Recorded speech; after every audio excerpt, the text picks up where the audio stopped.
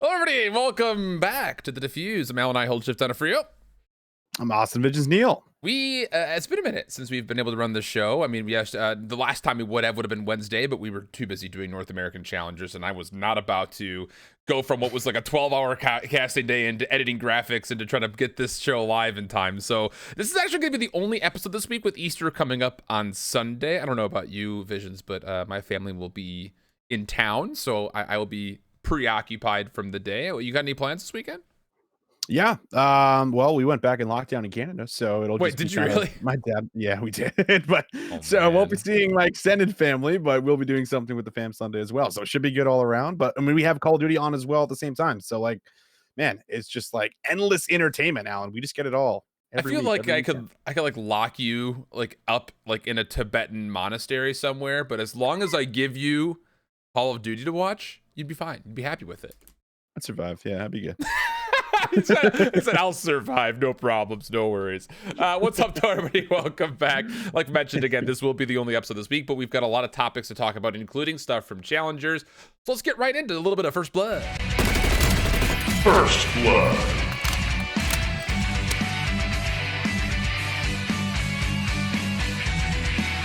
We're going to do our best, I think, here to not talk too long, because the topics that we're going to be going into for First Blood, we're going to want to spend more than just 5 minutes on it, but we'll do our best not to. Let's start things off by getting over to what happened in Challengers. Obviously, we had a chance to kind of cast over the top of it, but starting with the European region, it was a pretty solid run up until it wasn't for a team like Passion. Orgless came out and looked nasty, straight up nasty throughout the knockout bracket and the playoff bracket. They take the grand finals 3-0. I don't even think, did they lose a map when they were going through? Yeah, they had the map 5 to Galacticos. That's right. Yeah. Right.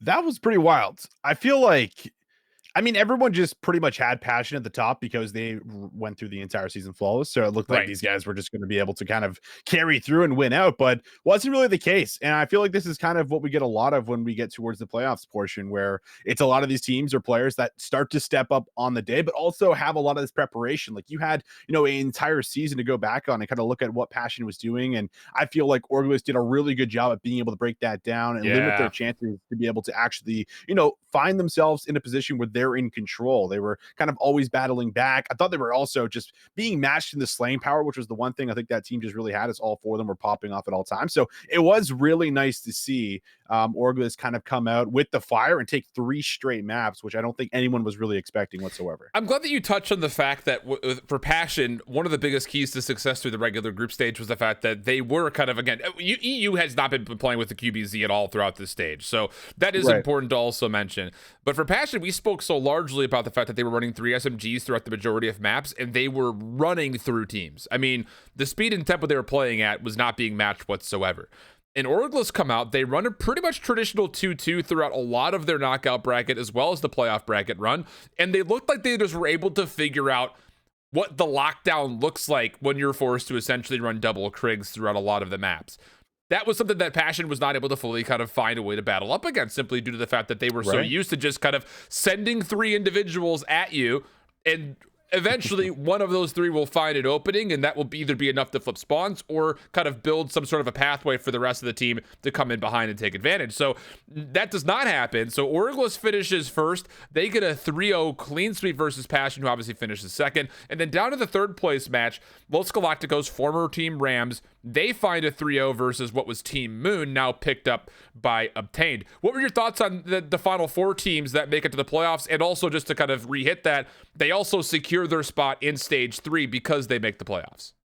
Yeah, I was thinking, that ex-Ram squad, Los Galacticos, I thought they were going to still make it towards the grand final, honestly. I still feel like that team is probably one of the most consistent squads. They're not going to probably make any changes either going into towards, I would assume next season, right? Like, they still are on top. It's just a matter of kind of getting back to that same form they were at in stage 1, where it really did feel like there was a difference between all the other teams. But we finally get a bit of a shakeup in the rosters, obviously play a factor for as far as some different teams being formed. And then teams like Passion start coming alive.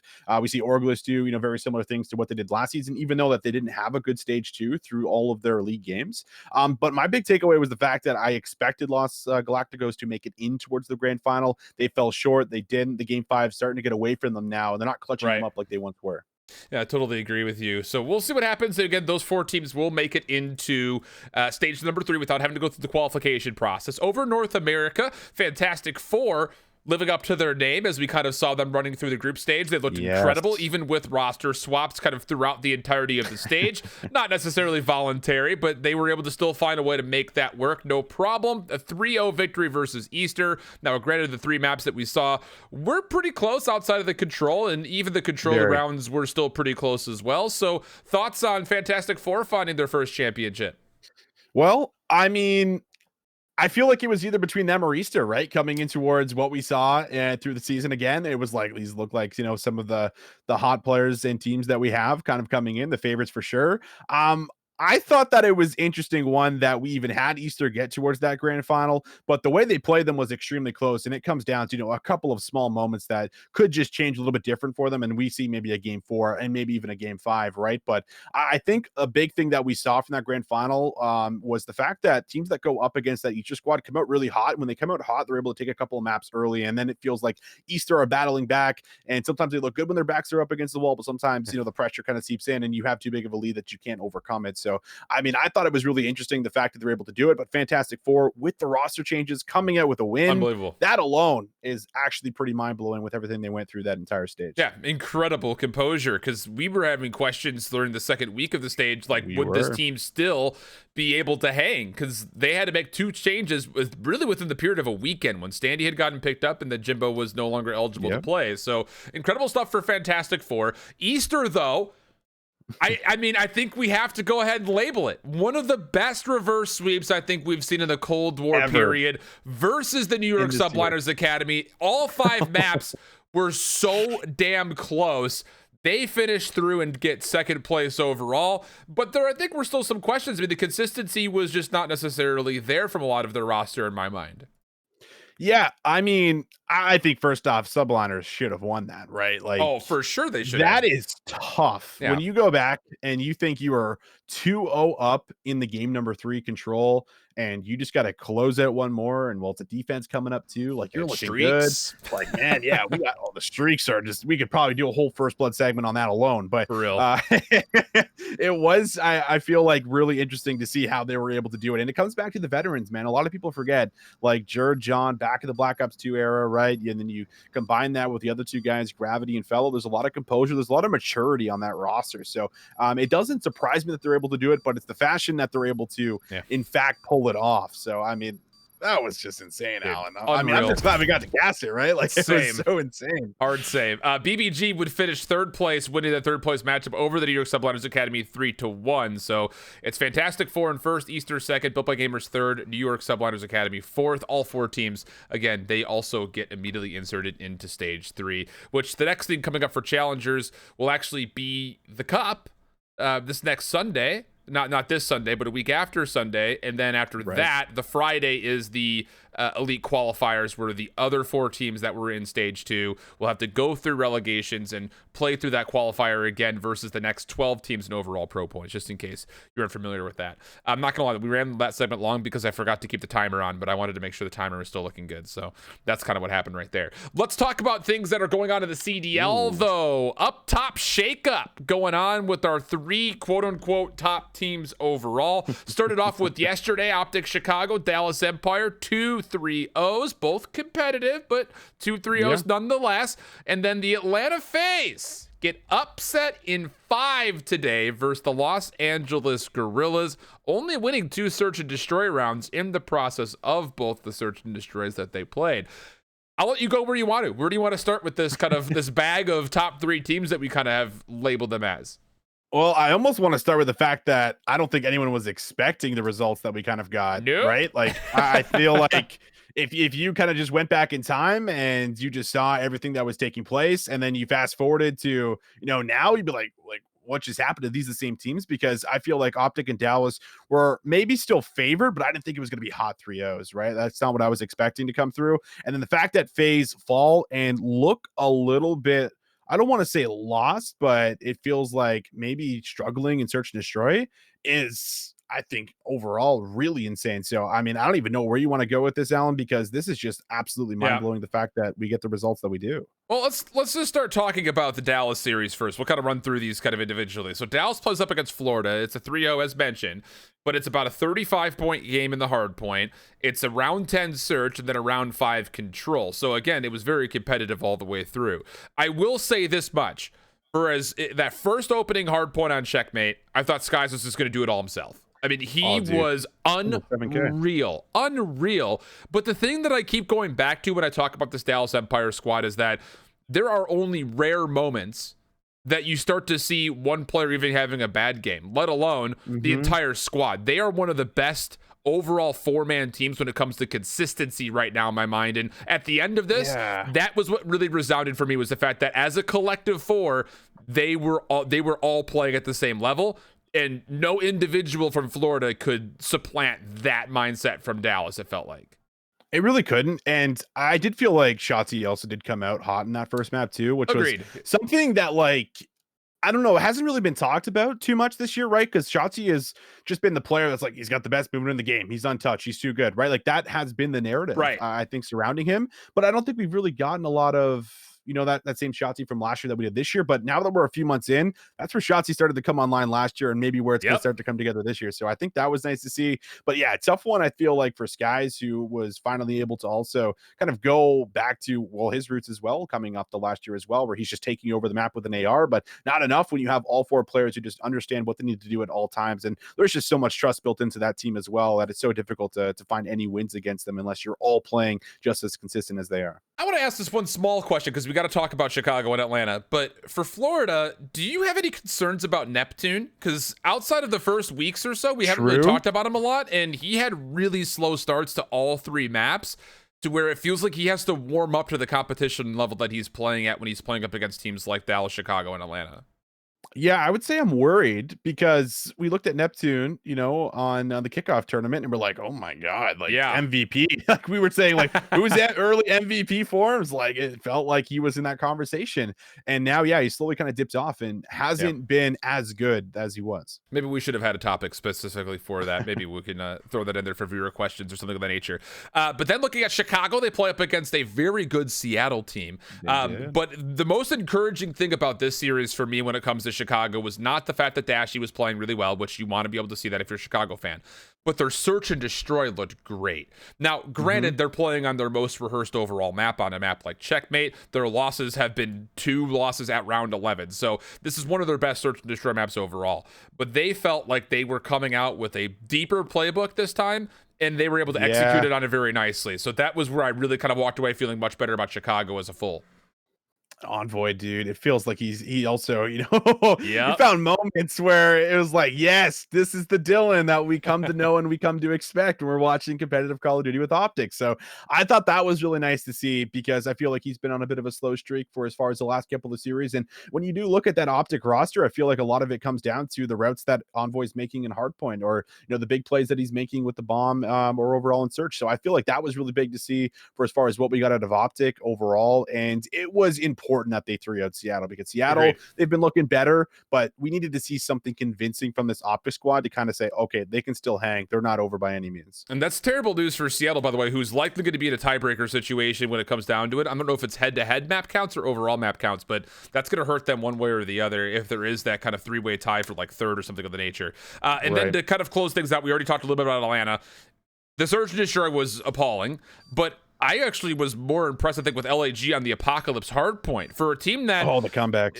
Dude, for a team that has looked like ass in hardpoint over the last couple of weeks, they beat Atlanta in a map that they looked great on versus New York earlier on in this stage. So that's where I really feel good overall about LAG. The fact that they were able to not only look really good in the search, which is their best mode, but the fact that they were able to look so good on Apocalypse hardpoint versus a very good Atlanta FaZe team there.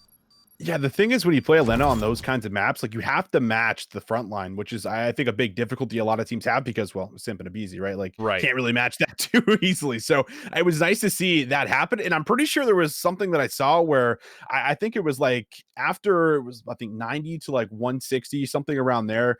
They had taken 160 points like straight before Atlanta finally got a point on the board. So it was honestly just it was good for them to be able to actually take a respawn because we know their S&D is good. And I think that, you know, Bevels is someone who's definitely been a part of that, being able to get them that far and be able to actually make them look that strong. But yeah, it's worrisome for Atlanta, but I think this is actually going to help them in the long run, especially losing to a team like LG like this. I think it's going to make them look better going in towards playoffs and not worse. Huge confidence boost, without a doubt. Swapping things up, we haven't talked about it a lot. Well, actually, we have talked about the QBZ a lot, but mostly when it was on the way in. Now it's on the way out, if it's already out. That really is what it comes down to. Now we're in a two-gun meta. Krigs and AK-74Us both feel like they are extreme opposites of the spectrum. This was a conversation point that you really wanted to bring up. Personally, the only kind of way I'll start this conversation is I still want there to be a gun that fits right in the middle of the two. Yeah. It feels like there should be. Like, I think you look back to like all of the best metas that we had, and there was always 3 guns in it. Black Ops 2, there was 3 guns, maybe even 4 if you include the Scorpion. Sure. You look back to Black Ops 4, you know what I mean? Like there was 3 weapons, AW, 3 weapons. Like there was always been, I feel like the best metas and things have looked the best competitively when you have another gun in the mix because you have another player in the mix that's, you know, bringing a different impact to the game, right? And I feel like that's one of the selling points for as far as why Call of Duty is exciting and how some teams are able to, you know, start to look really good and get on form when we get towards the end of the year because they start to master, you know, what would be having that player running that extra gun, what would be the QBZ or the you know, XM4, whatever it is. So I feel like it sucks that we don't have the QBZ on because we love to see variety, but we are getting the Milano a little bit here and there too. So I mean, I'd love to see that kind of rise in popularity, but you feel like there should be a mid-range gun like the QBZ kind of in the game. It almost just feels right. The biggest point of conversation I want to go to is we just had this giant patch that was supposed to tune all these weapons. The same conversation could bleed over into Warzone for any of the audience that enjoys that. None of the changes are close to enough. Like that's been the trend all year long. Right. We have not had a great balanced pass through since when the Milano was nuts during the alpha and the beta. It was between beta and launch that they actually tuned things so heavily. The AK-74 hasn't been touched, or 47 rather hasn't been touched. The M4 hasn't get better. The smokes haven't gotten better. Snipers are pretty unaffected. And just speaking to the Warzone meta change, I mean, it's being ran by FFARs and AUGs. They did a balanced patch through when it came to the AUG, but it's still insanely good. I need to know those at the beginning of the game too. Yeah, they're still nasty. Like the burst rifles in Cold War are still stupidly overpowered. Like, what are we doing? I mean, at a certain point, like, had the answer. Should we be trying? Maybe this is the conversation point. Should the meta be more justified by like, let's use the best guns, you know, that are out there. Sure. You know, let's not limit the 74U attachments. Let's use the 47 or the XM4. Are we trying to cater the time to kill to a point where that's not what this game is? Maybe is that a conversation point? Because everyone wants to go for this little bit of a longer TTK, which is why the 47's gone, why the M4 is gone, why now the QBZ is gone. Should we just be playing the game with a faster time to kill and just be using the 47 and the 74U fully attached and all that other nonsense, or what? I mean, it's just so strange because like we come from a time where like if it was like a 3-gun meta, like you just simply got better. You just had to get better as a team. There was no, let's get this Maddox out of here, dude. It's way too strong. Like there was none of that. Like it was always about trying to get your team to a level where you're able to match them and not trying to cater to your own, where that's where it felt like. I feel like the XM4 did have to be G8. I feel like it was too strong, but the QBZ kind of does the exact same thing as that, but there was a balance to it. So was it so bad that you had to take it out of the game? I don't think so. I don't think it was that bad. And yeah, we're in the same cycle where it's like we're back to the beginning of the game. So like we're constantly changing the meta. We're constantly GAing things every month.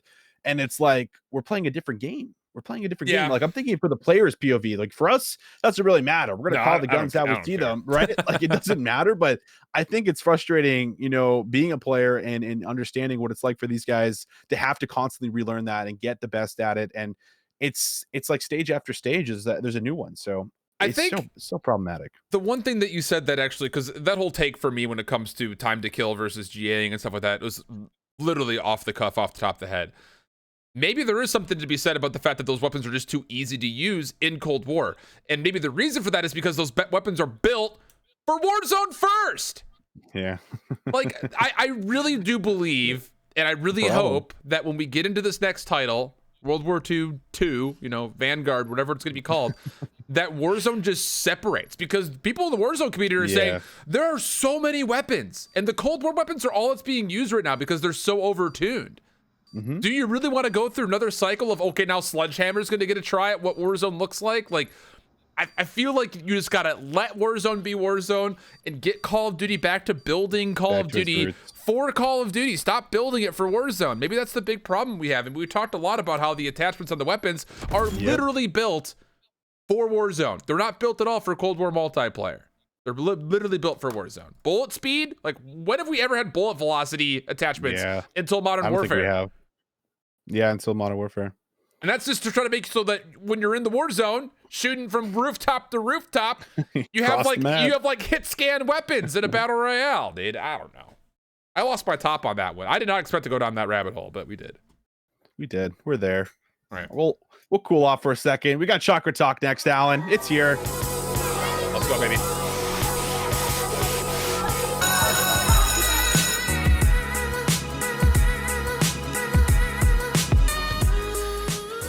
Not gonna lie, I could have gone on that topic for like another 5 minutes or so. I know. I feel like I really got into a niche right there that I could have gone into. That's good. In Chalker Talk, we'll be presented with a hot and spicy statement. We have to decide whether we're chalking it or we're talking it. And we're going to start things off with, I think, one of the spicier players in Challengers right now. Talking about Sib after his performance. Would you chalk or talk that Sib is the next amateur player to get to the CDL? I think he could be one of them. I could talk that. I think he is mechanically the best player currently in Challengers for NA right now. I think there's not too many people that could really argue that fact. Honestly, I think the kid is really insane. He's really good at what he does. And it's just the simple fact I think of, you know, my concerns with Sib is, you know, he likes to play his style, but I don't think his style would fly with a lot of the professional teams. And I feel like once that trust is built, when you understand you're playing with maybe players who either won before or have been in the scene for a very long time, I think that trust is easy to establish. So I wouldn't be worried for someone like Sib. But overall, I think the kid's ready. I think he's just too good. I mean, he had an excellent example this weekend where he had to be able to win. He did it. He had multiple roster changes. He lost his duo. He did clutch up multiple times. He had great performances. He carried. He did everything he had to. And yeah, I would say Sib is CDL ready. Look, I'm not going to sit here and talk that he could be the next CDL All-Star, but I will talk the fact that he does deserve his chance. It's time. If players like Spart have gotten into the league before, if players like Vivid have been able to do it, if players like Panda and Proto have been able to do it, in the last 2 years, I mostly rank Sib above almost all of them. I won't say all of them because I still think Vivid is going to be nasty overall. But I think Sib deserves his chance. If those players have gotten a chance, Sib deserves his chance. My question is can he flip the switch? You know, going from Challengers to the CDL, can he go from, oh, I'm going to ego chow when I probably shouldn't, to flipping that switch and saying, okay, I'm half HP, I don't have a favorable gunfight, I'm going to sit and wait? Can he just automatically make that change up? Because the reason that he's doing stuff like that in Challengers is because he knows that largely you can probably get away with it. Like you just mentioned, you probably will not have the chance to get away with those same type of engagements at the pro level. You wouldn't want to pull like some of the things that we've seen from like a Seam or Scraps, stuff like that, where they're over-challing. It's like, oh, I just cost my team the round. That could potentially happen. So I'm hoping that he gets a chance, and I'm hoping that there is an ability for him to kind of flip a switch and come into it as a, now I'm going to play more mature overall. Speaking of things and carry potential, Cammy today absolutely lights out for Toronto. I'm sure you're happy about that. So in your mind, is Cammy back to carrying Toronto to wins? Not yet. I'm gonna chalk this. I think he looked great. I think he looked really good, but carrying, I want to see that happen against another team, preferably a better team that he can match the ARs, right? Yeah. I think that's what I want to see before I can confidently say that Cammy is back and he's going to be able to do these things. But this was good looks because I feel like this is another player that's kind of fallen in towards that section where had a lot of hype coming off the last game, but hasn't maybe been able to do exactly what he did last year, but has had some high moments. So this was really important for Cammy, especially with the way that he's running this position right now on the side of Ultra. With this AR, I feel like he is very, very strong. So it is nice to see, but I want to see it again before I can absolutely say with confidence that he's back towards that same level. I'm also chalking this as well for a lot of the same reasons that versus a better team. I don't know if he's got the same performance, but the one thing in mind is like, I just don't want to see carry be listed around teams. That is not going to lead to a championship. You can't individually carry your team to a championship. You got to get all 4 players involved. Now, I'll give credit where credit is due here for at least the match they played today versus London, because Bance was slowing down a lot and essentially only making moves when he has the opportunity off of his ARs to actually do that. And Insight and Cammy today looked great overall. But I still don't want to see it just be the Cammy show. I mean, one of the biggest talking points we had throughout all last year was someone needs to help Cammy. And we said that with a negative connotation. It wasn't just talking about how Cammy was an all-star. It was the fact that someone has to step up if Toronto wants to find a way to be a major competitor by the end of the year. So that's where I still kind of find my feelings right now when it comes to this Toronto team. Is Cammy potentially carrying the team right now? Sure. But I just don't think he's in the potential to carry Toronto to win specifically as the statement lists. So that's kind of what I have on that. That's fair, Alan.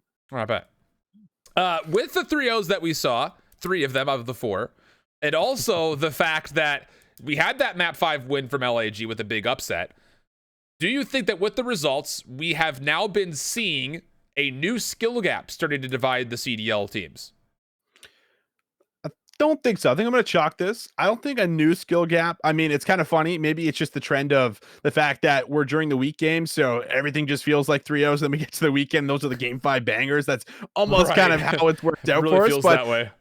Yeah, but I don't want to say that there's a skill gap, like a drastic one between a lot of the top and bottom teams. If anything, I feel like that has kind of been closed maybe here and there. But at the same time, I think when we get towards playoffs, it's going to be a lot of the same teams that placed well in towards stage 1 that are going to place really well going towards stage 2. So I'm not too convinced yet, but I think that teams are starting to figure things out. And we are in a new meta as well. So things are also kind of up in the air for as far as learning and getting back on form for as far as the little adjustments. I'm also chalking this simply because of the fact that of the 3-0s in the 9 maps that we saw, 6 of them could have gone the other way. I'm thinking like the search and destroys, obviously for Atlanta, were revealing in a way, but I think overall, looking back at the Chicago game, also the Toronto-London game, like there were only a couple of moments where I felt, well, it wasn't the search and destroy in the Toronto, it was the hard point of the Toronto that was pretty convincing. There have only been a couple of those 9 maps that were convincing, is what I'm trying to get at. That's my long-winded way of saying it. So even though there were 3-0s, and you would sit there and say like, oh, Chicago's back, Dallas is back, I feel like I want to still give credit to teams like Seattle and Florida for keeping those maps largely very, very close.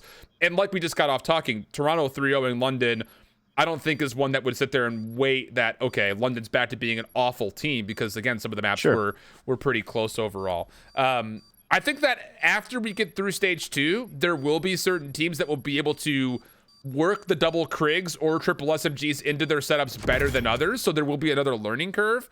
But for right now, I don't think there is a new skill gap that's really being shown. No, I don't think so. Not yet. There very well could be when we get towards stage like the stage 2 playoffs. I feel like maybe some of these bottom teams could start to spar out, but yeah, it's still up in the air. I have a hard time right now saying who the bottom teams are. That is true. Actually, it's very true. I have a hard time saying who the top teams are. I mean, it feels like actually everything kind of went right back into the middle almost, and at least for what we've seen so far in the first 2 days. There's still a lot to learn in the next couple of days. But with that, we move on away from Chalker Talk into Overextended.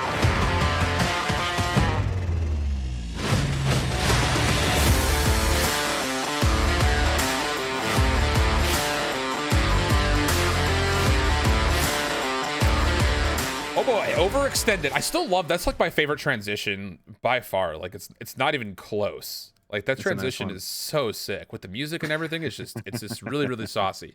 But with Overextended, what we do here is we jump into a specific topic or result rather that has happened, and we take a way overreaction to that. So I'll kick us off here to kind of show you how we're doing things, since it's been a little bit since we've really kind of used Overextended in the show, really overall. For mine, I'm sitting here and talking over the fact that London is out of the honeymoon phase and are now back to being one of the worst teams in the league. I thought overall that this team came out, they were finding a little bit of heat. They're sitting there saying, okay, Paul, do what you got to do. Then do what you got to do. We'll play around you. Dylan was able to kind of go rogue a little bit, and it worked out. It was like almost like a perfect storm. With their 0-3 loss today to Toronto, in which Paul did not look incredible, no better or worse really than what Parasite had, I've got to go back to my initial point about this London roster, in which you can't just sub out one player here or there until it works, and then all of a sudden, nope, it's not working anymore. Let's get the next AR flex from challengers into the scene. That's not going to build a successful roster in my mind. Paul and Shawnee together are not bad. Are they championship material? Not even close. Zed and Dylan together, not bad. Are they championship material? Not even close. You got to get away from this. We're signing United Kingdom-based players, and that's going to be the identity of our team, and actually sit down and build a squad for the year, because this one right here is not going to be it. They might finish somewhere in the top 8 if they're lucky, but seeing them versus Toronto today, I still think they're not out of the threat of roster swaps. I know last week I was sitting there saying maybe London's going to have a good shot, but all of those second guessings are starting to really come back today with their loss versus Toronto. Damn. I mean, a lot of it's true. Like, do you put that squad up against FaZe, OpTic, Dallas, New York, and think they're going to be able to beat them and in best of fives? It feels like you would probably have a clear favorite in all of those ones that I just listed. So, yeah, I think I'm kind of on the same page as you, Alan. I think that's a great take. It's a great take. They haven't played Atlanta yet. They haven't played Chicago yet. It was a map 5 versus Dallas, but that was a while ago, and I think that was just Dallas not playing well. I don't see this team coming close to competing with the top 4. Where I'm at. All right, well, it's my turn to show everyone else what I'm at. All right, no one's surprised by this take.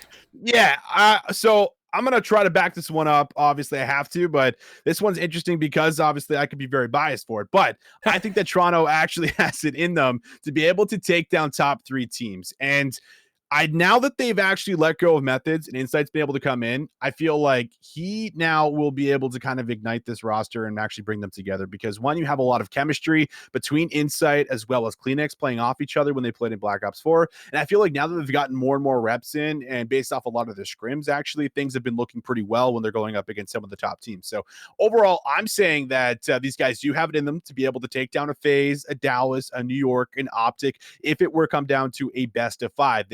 They got their very first control win today. Still need work in the game mode. Teams are going to veto out Garrison against them, but I feel like that at least is enough for them to come in with more confidence going in towards their future matches. And on top of that, I feel like we did talk about Cammy stepping up, looking good, and Bant slowing down, being able to play off of his ARs. Everything looks like they're a lot more in sync, and they've been able to take the time to actually look elite and get back to that form that we saw at the beginning of the game when they came out, smoked Florida, but like, damn, these guys are playing the best hard point in the game. And then I had someone who we're not going to name, ended up jinxing them. So here we are now. We're getting back on form. Insight's in, and we're looking a lot better. Who are you talking about that jinxed them, dude? I hate that guy. Here's the thing. We're going to find out really quickly about this take because they play New York to finish off the stage. They lose to New York, you're immediately to be coming back on with a get the trade, because you're going to have to find a way to try to respond to this. The thing about it, though, if New York loses to Toronto, or I guess I should say this more positively, if Toronto beats New York, they're in the winner's bracket. So they'll have a chance to go up against those top 3 teams that you keep relating to very quickly. So your take is maybe a bit far, but you'll either be looking real smart in a week, or we'll see you on get the trade. That's good stuff. That's good stuff. Man, we do love a good overextended series, that's for sure. We do. That brings us towards the end of our show, which means in these final 2 minutes, we will be going into scrap time as we typically do on Wednesdays and Fridays. 6 topics, 20 seconds each, giving our takes, opinions, predictions, emotional reactions, whatever it happens to be. Philosophical mindsets, spiritual revelations, whatever it is. I don't know why I'm continuing to try to go down this pathway, but we are. You ready to go, Austin? Ready for a little bit of this? I'm ready to go. Right, I love scrap time, Alan. Scrap time is a piece of incredible content.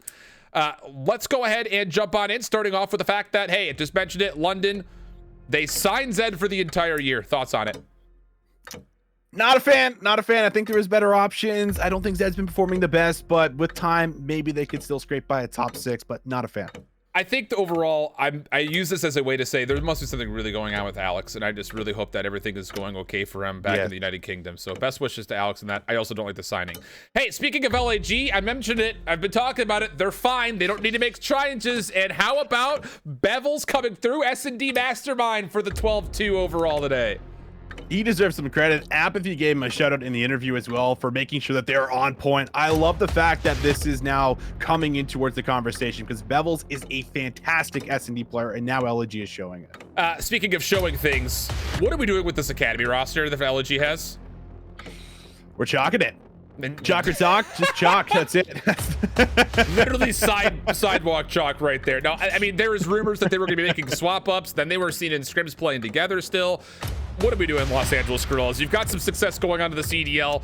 Get these top 24 mongers out of your roster. Start to get some finishes. Let's see you in the elite. Speaking of LA, though, battle for LA. Gorillas Thieves. Who you got? I got the Thieves. I think Thieves are going to come through. They haven't been looking hot, but I think they're good enough to be able to take the respawns, and I think they'll find LAG a 3-1.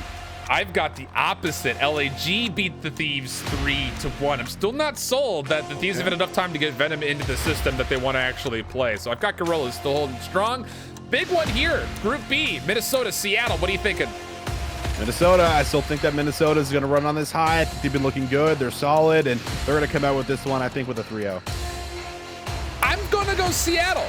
I like what they saw versus, versus Chicago today. I thought they played pretty damn well. I think they'll be able to kind of overwhelm the little honeymoon phase we have from Minnesota. I'm still higher overall in Seattle than it comes to the rocker. And then, El Clasico, round 2. Chicago, Dallas, both teams 3-0. Which way you leaning? The rematch. Oh, man, coming through, right? I feel like I got OpTic on this one. I know Dallas looked consistent, but I think OpTic it really needed that win today. They got it, and now their confidence is on another level. The Nut Boy's going to be happy. I'm going Dallas 3-1. The Nut Boy. We do love a little Mr. J Pistachio. We're all opposites on those ones. Also, speaking of Mr. J Pistachio, I don't know. I think you were starting to get involved on his Twitter post today, talking about, J Pros had posted 55 degrees shorts weather. Oh, dude. I mean, you're from Canada, so it snowed yesterday. I was wearing shorts. Hoodie. Okay. Dude. Do you live off the mantra that hoodie and shorts is like an elite combination of apparel? It's the best. My favorite. Like Me too. Fall weather, it's perfect for it. And then as I'm getting into spring, literally wearing this sweater and shorts today. So yeah, it's the best. I was funny. I've been starting to become overwhelmed by the TikTok sphere, which I don't know how I feel about it still, but I find myself still scrolling through it for like an hour every night before I go to bed. And there's this guy out there that does like really, like he just reacts to like really funny like posts, whether it's on Twitter or Facebook or whatever. And one of them was like winter, hoodie weather, spring, hoodie weather, fall, hoodie weather, summer, hoodie weather with the AC on inside. And I was like, yes, that is literally what I do. I literally just make sure the AC is a little bit higher so I can keep wearing hoodies. I actually do, like legitimately. Damn. I went through and like reorganized my entire bedroom the other day, and I have like way too many hoodies. I've got so many. I don't even know what to do with them all. That's good. I don't think I have enough hoodies. I think that's my problem. But like, I feel like it's unmatched. I need more. Actually, I can't wear a lot of them now because it's a lot of hits like OpTic gaming and FaZe and stuff like this. Yeah, so okay. Those ones, but yeah, I need more. And I'm absolutely on board with you. I don't know. It was a funny post. It was a funny post. It was a good 10 post. degrees. I'm like, dude, I'm like ecstatic. Like, oh man, I'm already putting the shorts. I can feel it in my bedroom before I even walk up the door or look at the temperature. You just know. It's every single day I wake up and it's hoodie on first. Respect that. It is. And usually it stays on throughout the entirety of the day if I'm inside. I love them. They're so darn comfortable. I almost bought another hoodie. One of my favorite golf YouTubes that are out there, they just had a merch drop. and like some of their hoodies are fire, but they're $100, and I'm like, oh dude, they're not cheap, bro. No, but I will say for $100, you're getting way more of an actual design than like just embroidered 100 Thieves really small in the center of the chest. I don't understand. I still don't understand how people spend that much money on 100 Thieves gear. No shade, but those hoodies are not $100 worth. Let's get into some viewer questions overall. Cam already has a really good one here. What maps do you think are going to be played during the Minnesota and Seattle match, and who will that potentially favor? Well, let's take a look here and see what exactly these teams have prepared to play. At least recently, Minnesota's been really loving playing Checkmate and Raid for Hardpoint. So the Raid's going to be played. It might be Checkmate Raid, honestly. Both teams have played both maps pretty consistently, so it could be that. That would be make for a very good series in the Hardpoint. Search and Destroy, Minnesota has looked really good on Express lately. Seattle has also played it. It's looking like it's probably going to be I don't know. They might not play normal maps. Because Seattle's been hard vetoing out Moscow, so we're not going to see that. Minnesota, it's also an important matchup too, right? For as far as seeding. Super important matchup for seeding. Seattle has to win if they want to have a chance to get the top 3. Minnesota, I think they still play another match after this, don't they? They play 2? No, they only play 1. Or yeah, they play 1. That's right, because they went 0-2 week 1. Yeah, both. There are 4 teams at 2-2. So literally the last matches for Seattle, Florida, OpTic, and Minnesota are all super important. I think because it's such an important matchup, we actually could get some different maps thrown in towards the rotation. I think so too. That, you know what I mean? Like if you have something that you've been waiting on to use, this would almost be the time to use it. So you put yourself in a better spot going into playoffs. So if that releases maybe a little bit more information than you want, so be it, because I feel like it's worth it. But yeah, I feel like we could maybe get like those Expresses, those Apocalypse that have kind of been popping up that teams have been favoring or choosing. Could very well maybe even break towards this series, depending how scrims are going, right? If Joey Nubsy is smart, he will take raid control off the table, because that's Minnesota's bread and butter when it comes to control. They've got 6 control wins, 5 of them are on raid. So even though that is your most rehearsed map, you have to get rid of it. You have to go to like a checkmate. It would probably be a checkmate control, a checkmate raid hardpoint, and then we might see some fresh search and destroys. I don't know. Yeah. I think if you were to take Minnesota off their comfortable maps, though, that's where they're vulnerable. Obviously, they're most vulnerable. So I don't know. It'd be interesting to see what gets played, but I still favor Seattle. I know you still favor Minnesota. So kind of how we got. Who heading into the losers bracket as of today has potential to hit a stride at the stage 2 major? I actually don't know. Who's confirmed that they're in the losers bracket? Is there confirmed? Is OpTic starting the losers, or can they still get to? OpTic could still get in. They have to beat Dallas. They could still get in. There's if too they many don't, then I situations. would say OpTic. Even at the bottom, a lot of them. Pending London loses to. Wait. What was the tally? What was London's score versus LAG? They beat them 3-0. Was it 3? Yeah. So even if London loses and LA, either of the LA teams win, both of the LA teams are going to be in the lower bracket. So for that, I mean, you want your answer for that one, Sevens? Whoever wins between Gorillas and Thieves. If Gorillas come out and they blow Thieves out of the water, I think they can make a run. That's true. They could. I'm just like so up. I feel like this LAG roster is so hit or miss. Like, I feel like there's times where they look great, like they did today, where they take down a team like FaZe. But then there's times where I'm like, dude, I need to change. You know what I mean? Like, I'm telling you, looking at like the first map, I was like, dude, Assault is getting worked. Yeah, he I was think if they worked. had I think if they have a different AR, man, like I'm not trying to, bash on Assault, but I just feel like that team would be like unleashed with like a different AR. I just don't know what the AR would be like. I'm still sitting there saying that LAG have the correct components to be a contender. It's just one of those things that I feel like if you sit down with that and be like, hey, here's where you made those mistakes, he'll adjust. He'll make those corrections. I don't think he's getting just flat out 1v1 outgunned. I think he's getting caught out of position a lot of times. I mean, that's definitely part of it, but I actually don't feel like Adam works as hard for the wins as other ARs. Like he will... Like, I've actually seen it, like, at the end of today, like, instead of, like, sliding out to the hill on Moscow when the game was just about over, he held the pre-aim for 3 seconds, seeing someone with challenge. Yeah. You know what I mean? Like, there's moments like that where I'm like, dude, are you really playing for the win? Like, actually. It's you know what tough. I mean? It just comes down to what were the comms like. Where it's like, hey, like, just hold your spot. We'll rotate in and, just keep the hill neutral and we'll rotate in on you. It could be a number of things. Of the doubt. I respect it, but I think as like you're looking at that like you got to get a touch, and I saw him do it a lot in Modern Warfare. Crimsix called him out on it too when he went on the podcast in the offseason on for the podcast. So true. Yeah, we'll see. I think there's players who want it more. That's all I'm gonna say. MVP from World War II.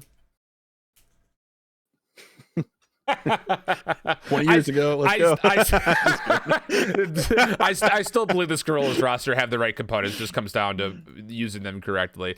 We'll see. Yeah, we will see. Solman, I feel like Florida could be a top 3 team. What is holding them back? I'll let you go first. Top 3 team. I wouldn't say they're. You feel like they could be a top 3 team? Yeah, I don't know how many people would agree with top 3. I think coming into the season, I think a lot of people maybe said, yeah, maybe top 4 potentially. Like, right, they had the potential before Slack was brought on. I think that squad is hit or miss again, very similar to a lot of what I just said for LAG. I think there's times they come out, they look great, and then there's other times where I'm like, what is going on? It feels like there's something missing at the moment. So I think it's kind of that same situation right now for them.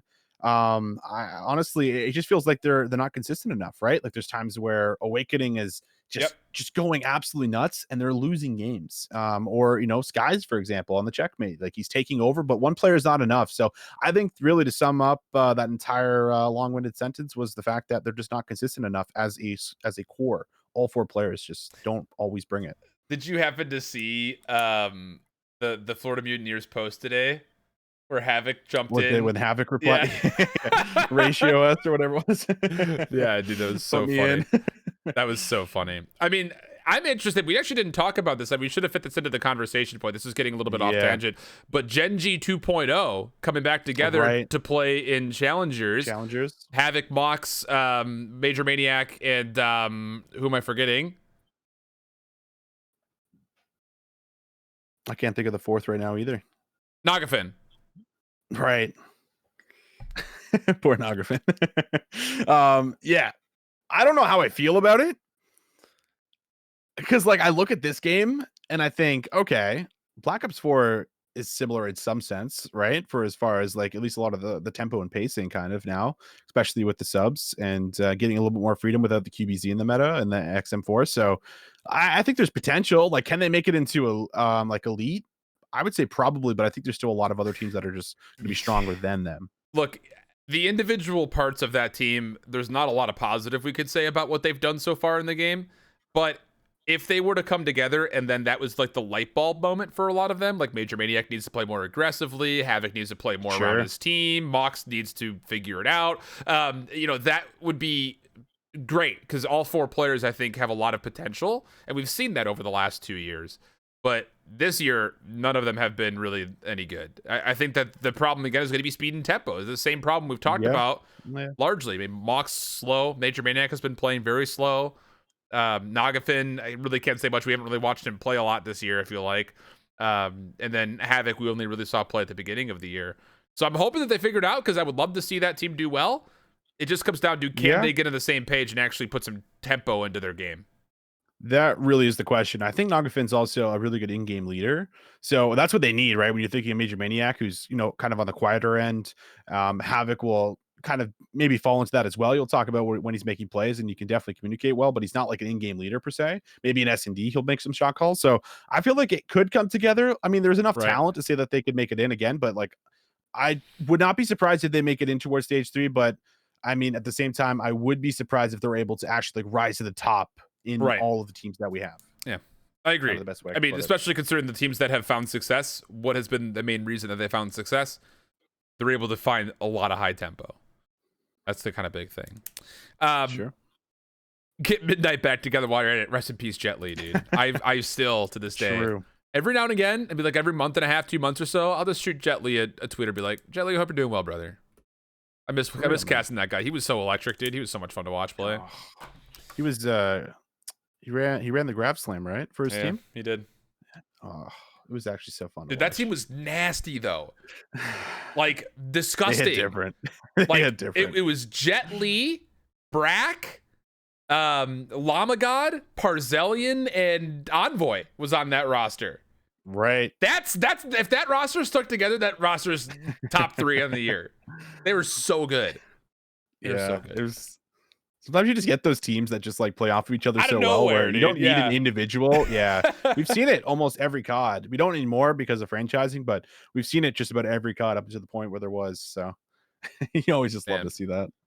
All right, well, we'll say farewell then, as the questions are mostly largely been answered, and I'm going to try to keep this down underneath like 50 minutes, but we even failed doing that overall today. Austin, I hope you have a wonderful Easter weekend. Even though you're quarantined, you're locked up, you're watching COD like it's another day, but nothing changes. I'll be out playing golf. Don't mind me. All right. Thanks, Alan. Man, I was enjoy your golf. I was so surprised. There were so many tee times open on Sunday, and I was like, all right, bet. Like we mentioned, though, we will not be back on Sunday. We will be back next Wednesday to get a look at what's been going on so far in Stage 2. It's going to be right before the major. We'll have a lot of predictions, a lot of thoughts, maybe a little bit of power ranking, this kind of stuff like that. So make sure you tune back in. And, of course, make sure you check us out on all your favorite podcast providers. Until the next time, though, hope that you guys keep that fuse lit. Don't let it fizzle out. So long. Farewell. Bye-bye.